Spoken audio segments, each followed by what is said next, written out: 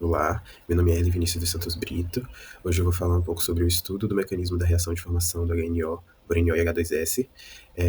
Esse estudo faz parte de um projeto chamado Estudo do Mecanismo de Reação de Interesse Biológico e Efeito do Meio Solvente. Eu desenvolvi esse estudo sob a orientação do professor Matheus Fernandes Venâncio e eu vou falar um pouco sobre como ele se deu, né? Os objetivos do estudo são encontrar os intermediários da reação na fase gasosa, construir o mecanismo da reação na fase gasosa e avaliar as interações num dado meio solvente e, possivelmente, no meio biológico. Então, qual que é a relevância de realizar essa pesquisa? Existem uns estudos recentes, né, sobre o óxido nítrico, que inclusive é um dos reagentes que formam o HNO, e esses estudos, eles promoveram o estudo da formação do HNO. Por quê? Porque o óxido nítrico também foi descoberto como um neurotransmissor muito importante.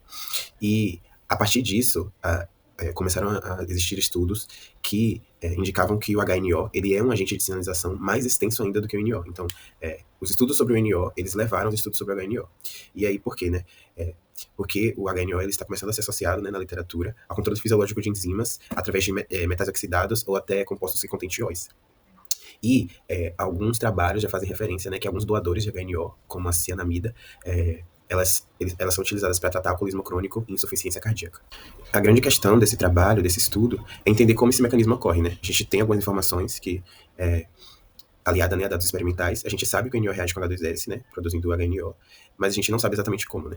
A gente sabe também que a amônia participa dessa reação, e ela participa mais ou menos como catalisador, né, porque ela reage com os outros reagentes, né, mas ela se regenera no produto. Então, essa participação da amônia. Então, a gente tem a formação do adulto, que é um adulto doador de HNO, e a amônia, né, no produto final dessa reação. Mas a gente quer entender como isso acontece. A metodologia utilizada nesse trabalho, ela é dividida em algumas etapas. A primeira etapa foi a modelagem molecular, que a gente utiliza um software. Esses softwares de modelagem, eles são chamados de Chemcraft e Avogadro, os que a gente utilizou. A partir disso, a gente consegue coordenadas cartesianas, e essas coordenadas cartesianas servem para a gente realizar os cálculos, de fato, né, com os níveis de teoria adequados. Então, a gente utilizou o software, o ORCA 4.2.1, e o tipo de cálculo que a gente realiza são a otimização, a varredura e o estado de transição, com algumas variações. Mas é muito importante selecionar o nível de teoria adequado. Essa é a geometria inicial que a gente utilizou. E aí, falando um pouco sobre o sistema, ele é um sistema de interações fracas. Então, a gente está avaliando aqui mudanças de energia muito sutis. E a gente não sabe exatamente qual a ordem da reação ou se ela acontece de forma simultânea, porque a gente está procurando um intermediário, né, um estado de transição. E o interessante aqui é entender como isso pode ocorrer. Aqui a gente tem o gráfico da aproximação do nitrogênio da amônia com o hidrogênio do H2S, e a gente vai olhar para esse gráfico da direita para a esquerda. Então, o gráfico da aproximação dessas espécies, a gente percebe que conforme eles vão se aproximando, a energia vai aumentando, né? E esse cálculo foi feito no nível de teoria R2-SCAN, DFTD4, DF2-TZVPP. Aqui a gente tem outra aproximação, no mesmo nível de teoria, só que dessa vez do hidrogênio da amônia com o nitrogênio do NO. Então, novamente, olhando para esse gráfico da direita para a esquerda, a gente vê que conforme eles vão se aproximando, a energia vai aumentando. Isso é comum, né? Quando as espécies se aproximam, há um aumento da repulsão, por isso o sistema ganha mais energia. Então, esses dois resultados, eles mostram um comportamento comum, mas esperado, e que serve para corroborar com o que a gente vai encontrar a seguir. A partir disso, a gente fez um scan, né, um cálculo, que encontrou a coordenada intrínseca de reação, que é o caminho de menor energia, né, entre os reagentes e os produtos, e a gente conseguiu encontrar um ponto de máximo e logo depois um decréscimo, né? Isso indica que nosso sistema alcançou um nível muito alto e depois ele ganhou uma certa estabilidade.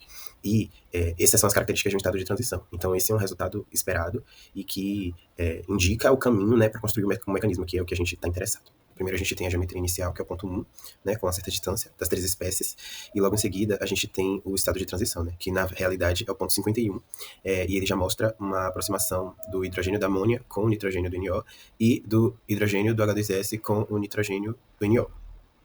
Ao mesmo tempo, existe o afastamento, né, das espécies do NH3 e do H2S.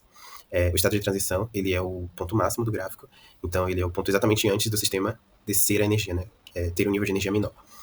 A partir disso, a gente tem também a geometria final, que é o ponto 86, que mostra a formação de uma ligação, né, com o H2S e a abstração de um hidrogênio da amônia pelo NO. Então, as conclusões que a gente tira disso é que o nível de teoria utilizado foi adequado para identificar o intermediário da reação na fase gasosa. Então, a gente já tem dados consistentes para contribuir para a construção do mecanismo, porque a gente já tem um ponto inicial consistente, a gente tem um intermediário no estado de transição consistente, e a gente tem um indicativo da estabilização do sistema. Então, a partir disso, a gente tem como próximo passo avaliar o sistema num dado meio solvente e possivelmente no meio biológico. Essas são as referências. são os trabalhos que contribuíram para a gente propor, né, seja a nível de teoria, seja a nível de sistema, né, entender as espécies no meio, sua reatividade. E obrigado pela atenção.